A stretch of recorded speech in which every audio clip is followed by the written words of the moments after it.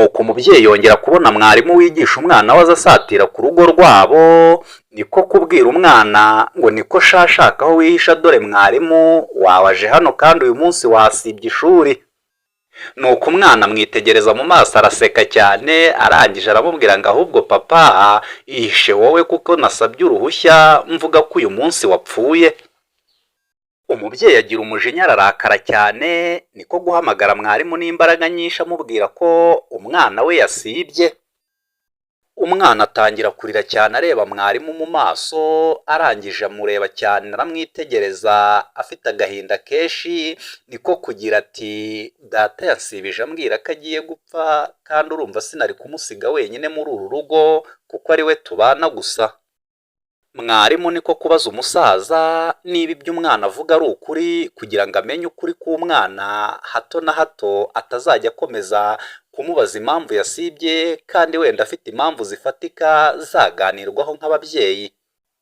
Umusaza niko kwerurira umwarimu aramubwira ati iyo rero mbona mfite uturimo twinshi muri uru rugo, rimwe na rimwe kubera umwana kujya ku ishuri kwa buri munsi, ndamusibya kugira ngo dufatanye iyi mirimo yo mu rugo, singiye kuzarugwamo njyenyine kandi narabyaye.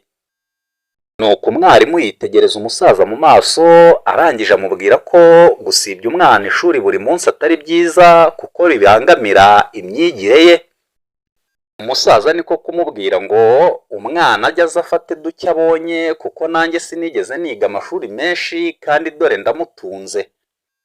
Nuko rubura gica, ariko umusaza asigaye yemeye yuko atazongera gusibya umwana uko yiboneye kuko bishobora kuzabangamira imyigire ye. Nuko umwana ashimira mwarimu, amubwira ko guhera uyu munsi agiye gushyira imbaraga ze mu masomo ye kugira ngo azatsinde neza, agirire akamaro umubyeyi we. Nkwibutsa ko niba ari ubwa mbere ugeze ku muyoboro wacu wa Nsabira TV, icyo usabwa nta kindi ni ukureba hasi munsi ya video yawe, ugakanda ijambo subscribe kugira ngo tujye tubana mu biganiro byose bitambuka kuri uyu muyoboro wanyu wa Nsabira TV 2.